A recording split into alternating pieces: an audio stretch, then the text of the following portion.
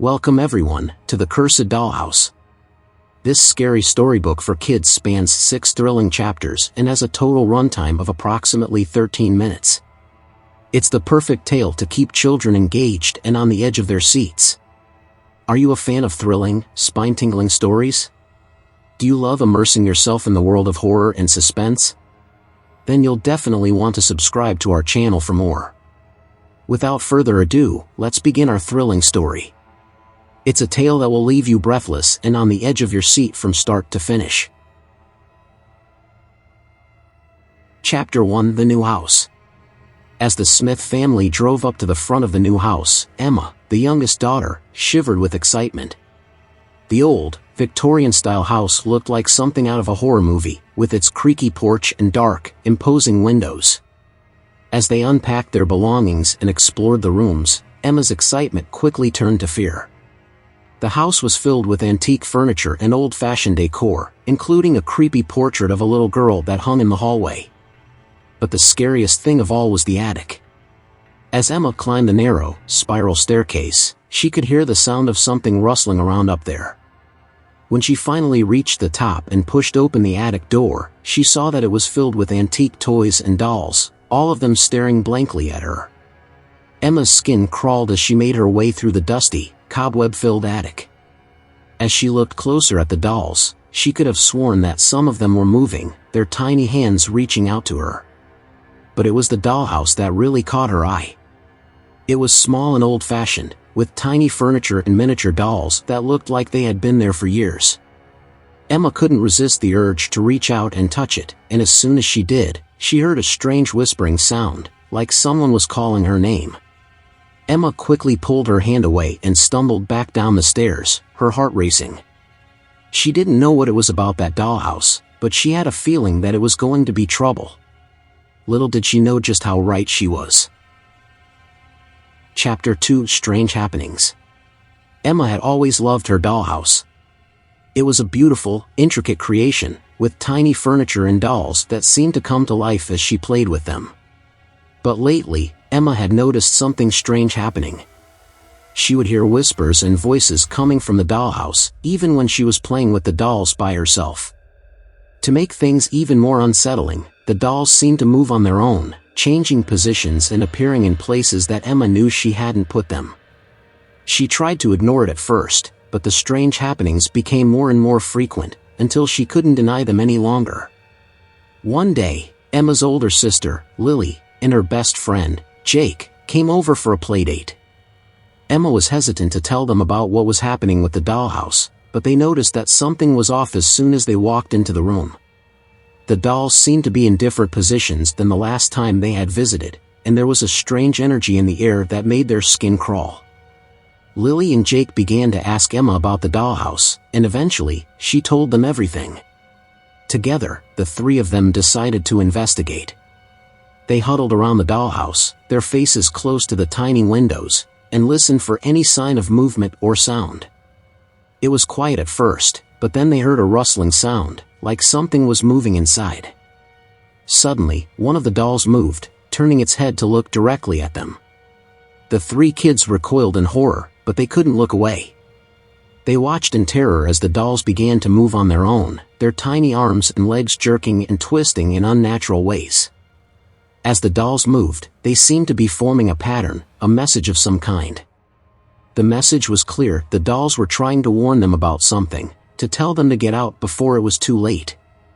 Lily, Jake, and Emma ran out of the room as fast as they could, their hearts pounding in their chests. They never went back to the dollhouse again, but they could still hear the whispers and voices in their dreams, a reminder of the terror they had experienced. The dollhouse remained in Emma's room, but it was never played with again, a constant reminder of the strange happenings that had occurred within its walls. Chapter 3: Uncovering the Truth.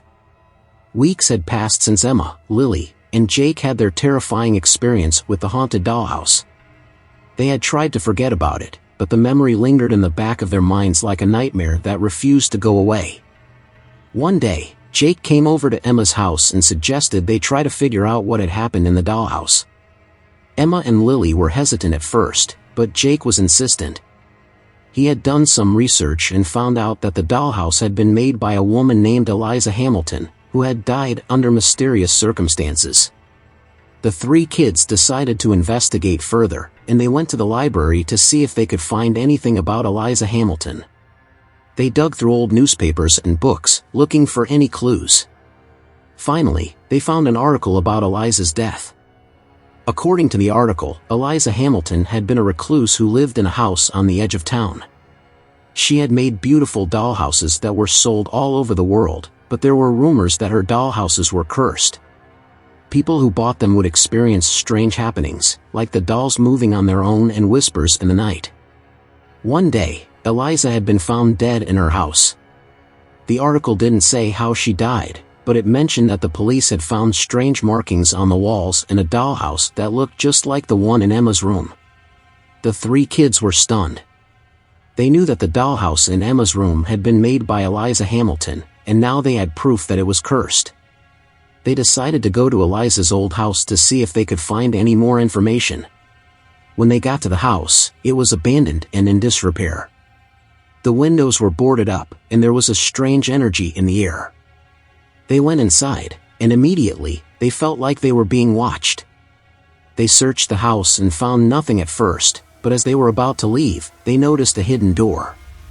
They opened it and found a small room filled with dolls and dollhouses. At the center of the room was a large, elaborate dollhouse that looked like it had been made by Eliza Hamilton herself. As they approached the dollhouse, they felt a chill run down their spines. It was as if the dollhouse was alive, pulsing with dark energy.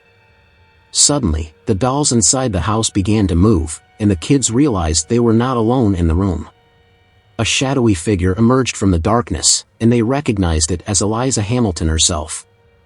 She was angry that they had come to her house, and she warned them to leave before it was too late. They ran out of the house, their hearts pounding in their chests, but they knew that they had uncovered the truth about the haunted dollhouse. They realized that the curse would never be lifted, and that the only way to be safe was to stay away from the dollhouse forever. The memory of their terrifying experience would stay with them for the rest of their lives, a reminder of the dangers that lurked in the shadows. Chapter 4. The Dollhouse Comes to Life. Weeks had passed since Emma, Lily, and Jake had their terrifying experience in Eliza Hamilton's old house. They tried to move on and forget about the cursed dollhouse, but they couldn't shake the feeling that something was wrong. One night, as Emma was getting ready for bed, she heard a strange noise coming from her dollhouse. She went over to investigate and saw that the dolls inside the house were moving on their own again. This time, it was different. The dolls seemed to be coming to life, moving with purpose and intent. Emma was terrified and ran to get Lily and Jake. They came over and saw that the dolls were indeed moving, almost as if they were alive. They tried to leave the room, but the door wouldn't budge. They were trapped. As they looked around the room, they realized that everything inside the dollhouse was coming to life. The tiny furniture was moving, the miniature food was being consumed, and the little people were moving with a sense of purpose. Suddenly, the dolls turned towards the kids, their eyes glowing with a dark energy. They began to move towards them, slowly at first, but then picking up speed. The kids tried to run, but the dolls were everywhere, surrounding them on all sides. Emma screamed, but her cries were drowned out by the sound of the dolls' laughter. They were enjoying this, relishing the fear that they were causing. The kids were terrified, and they knew that they were no match for the cursed dollhouse. Just as the dolls were about to reach them, there was a blinding flash of light, and the dolls froze in their tracks. The room was silent, and the dolls were once again lifeless. The kids were confused but relieved. They didn't know what had just happened, but they knew that they had to get out of there. They tried the door again, and this time, it opened. They ran out of the room and never looked back. They knew that they had to destroy the cursed dollhouse, but they didn't know how. They searched for a way to break the curse, but all their efforts were in vain. They realized that the dollhouse was too powerful, too evil to be destroyed. In the end, they had no choice but to seal the dollhouse in a box and bury it in the ground. They hoped that it would never be found, and that the curse would remain buried with it. But deep down, they knew that the curse was not truly gone. It lingered, waiting to be unleashed once again. And they knew that they would never truly be safe until the cursed dollhouse was destroyed for good. Chapter 5. The Final Confrontation. Years had passed since Emma, Lily, and Jake had buried the cursed dollhouse. They had tried to move on with their lives, but the memories of that terrifying experience still haunted them. One night, Emma woke up to find the cursed dollhouse sitting on her dresser, as if it had never been buried. She screamed, and her parents rushed in to see what was wrong. They were confused and frightened when they saw the dollhouse, but they didn't know what to do. Emma, Lily, and Jake knew that they had to confront the cursed dollhouse once and for all. They went to the woods where they had buried it and dug it up. As they opened the box, they saw that the dolls were still there, waiting for them. The dolls came to life once again, and the kids knew that they were in for the fight of their lives. They tried to run, but the dolls were too fast. They cornered the kids, laughing as they closed in. But this time, the kids were ready. They had brought with them a powerful talisman that was said to be able to break any curse. They held it up to the dolls, and a blinding light filled the room. The dolls screeched and writhed in agony as the curse was broken. They were no longer alive, no longer controlled by the dark magic that had once possessed them. Emma, Lily, and Jake breathed a sigh of relief.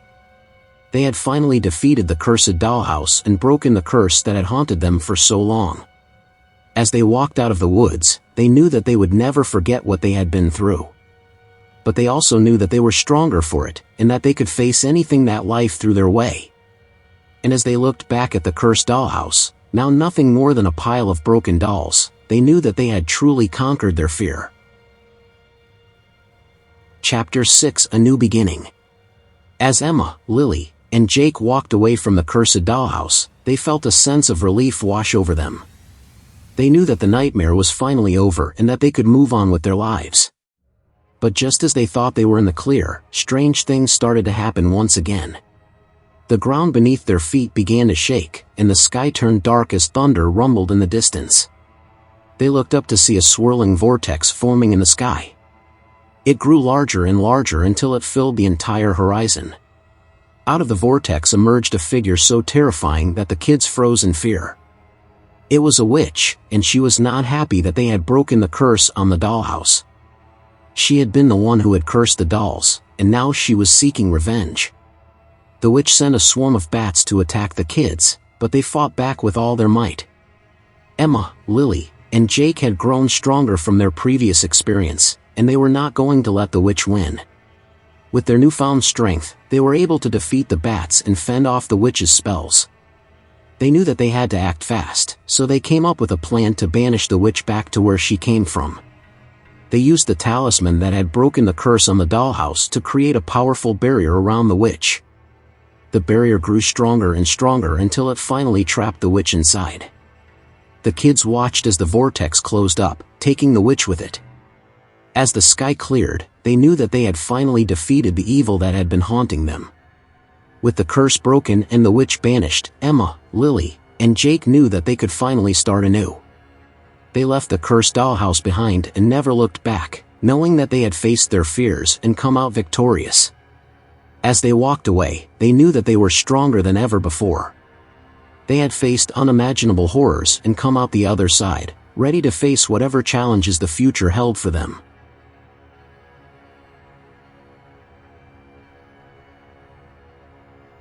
And that, my friends, is the end of our bone-chilling tale. We hope that it left you thoroughly spooked and in need of a good night's sleep. If you enjoyed our story, we invite you to consider subscribing to our channel Tales for Kids World so that you never miss out on our latest and greatest tales of horror and suspense. And don't forget to follow us on Facebook, Instagram, and Twitter for all the latest news and updates on upcoming stories. We're always looking for new ways to keep our fans engaged and entertained, so we welcome your feedback and suggestions. Once again, thank you for listening to our story, and we hope to see you back for more very soon. Until then, sweet dreams, if you dare.